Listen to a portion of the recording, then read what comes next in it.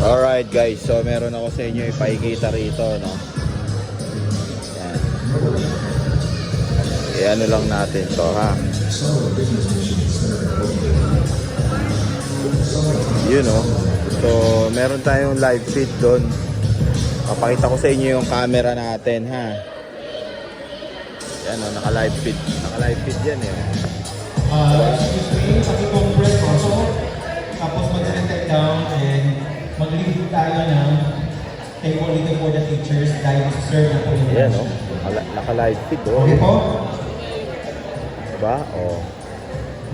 Yan. So, Canon camera yan. Pakikita ko sa inyo, ilalapit ko, ha?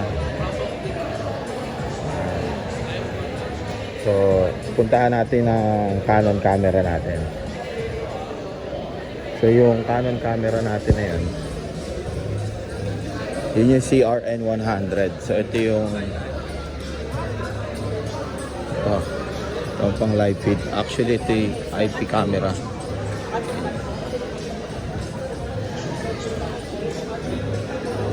So, ito yung IP camera natin na ginawa nating live feed dito.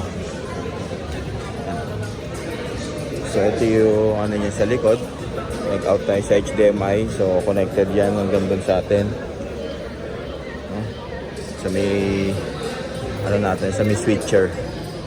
So, IP camera. So, meron siyang ano, through LAN cable. Pwede rin siya mapagana.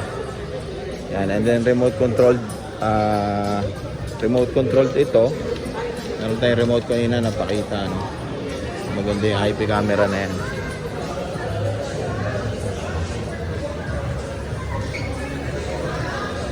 Ulit po, pag-compress na po. Yan. Ang mga student, dahil ang upuan po namin po ay 250 kasama po yung mga guro. So, dito natin pinasok yun sa video switcher. Okay? So, nasi-switch natin yan. Saglit na yan, matatapos na rin. Yan natin, ha? Seminar ng mga teachers. Ayun. Diba?